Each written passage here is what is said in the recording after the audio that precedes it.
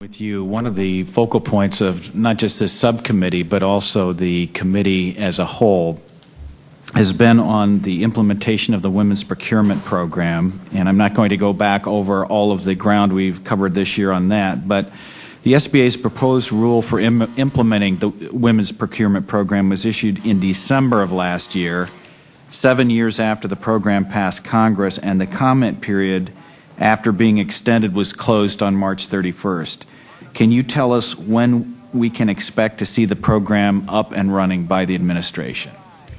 Well, we did extend the comment period, and we received over 1,600 comments that we're currently going through and we're cataloging and analyzing at this point.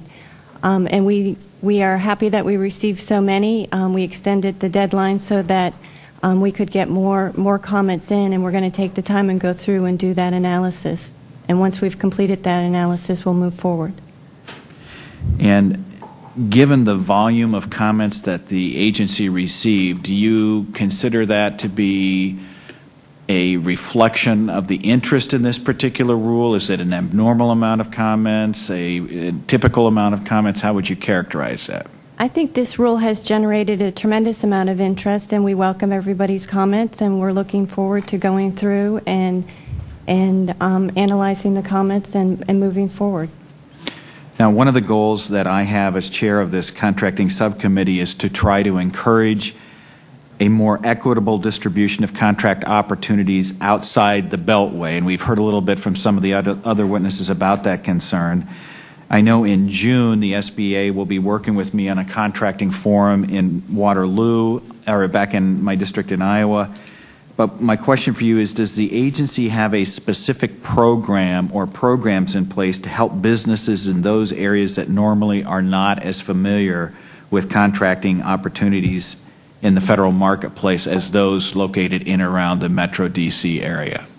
We have a number of initiatives. As I mentioned, the PCRs in my opening statement, we found that our PCRs were spending a lot of time training and counseling small businesses, and what we tried to do is get the PCRs to focus more on the buying activities and to push training and counseling out to our district offices as well as our resource partners. So we've really broadened the scope of resources available to small businesses, and we've given our district offices and our resource partners the tools that they need to educate and train small businesses. We've developed an online course. We have developed a brochure on how to contract with the federal government. As a matter of fact, the online course, we just went live with it in February. Already 5,000 people have taken the online course on how to contract with the federal government. Over 40% of those that have taken the course, or 45% I believe, are women that have taken the online course. And we have a number of initiatives in place to reach out to more small businesses and provide them with the opportunity to register in CCR and learn about contracting with the federal government. One of my passions is pushing federal agencies to use plain language in communicating with their intended audience. And on Monday, we passed with an overwhelming bipartisan vote, 376-1, my Plain Language in Government Communications Act, that's going to require federal agencies, if passed into law, to use plain language in communicating in federal brochures, documents, and other communications. Has the SBA done anything to implement plain language guidelines as part of its outreach effort? And I ask this question because of Ms. Wilcox's comment earlier, which is consistent with my perception, and that is that many small business owners are struggling to incorporate a lot of new information and sometimes new technologies, and I'm interested in what the SBA is doing to try to communicate with that intended audience in a manner that they can clearly understand and respond to.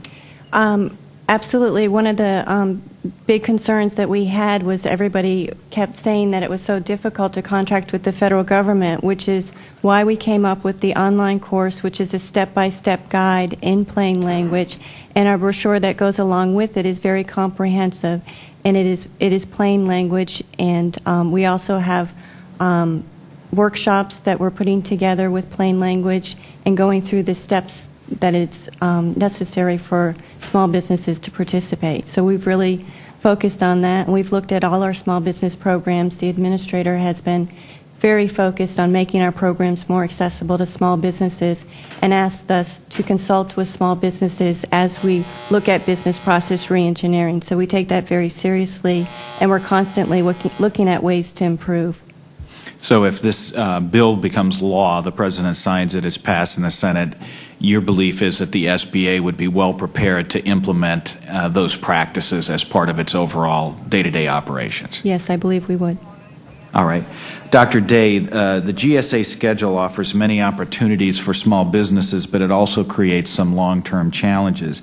In your testimony, you touched upon how the 10-year pricing mechanisms can limit small business ability to grow.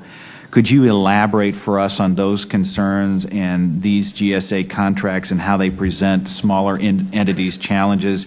And as part of that, how do the rising costs of energy and other inputs exacerbate that problem?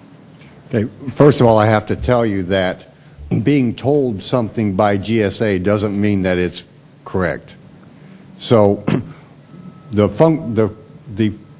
function of overhead as a business grows is actually a step function.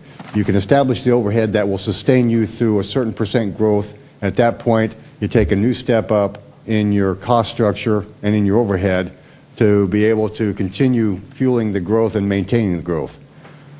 If you go into a GSA schedule and they require that you provide them a better than your best cost, and it's a 10-year instrument where they tell you you can't use forward rates, what you're doing is you're being pinned to where you are in your current cost structure as a function of your growth status, and you're getting pinned to that.